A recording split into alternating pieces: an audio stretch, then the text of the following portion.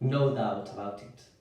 Arriving in a new country to study, do research or work is always both a challenging and a rewarding experience.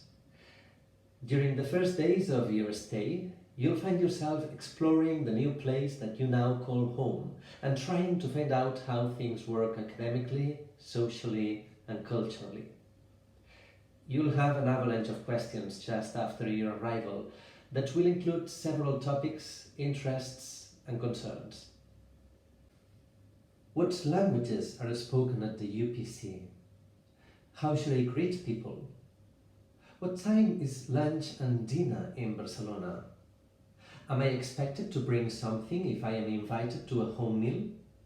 What is the right way to address a teacher? The materials you'll find below have been assembled with the purpose of making you familiar with the way we are, talk, interact and behave in this little corner of southern Europe called Catalonia. Here you'll find resources, tests, tips and a lot of information. We hope that everyone finds what they need and that the time you spend with us is worthwhile. Smile and enjoy the ride. This is not a formal class, it's a kind of virtual workshop.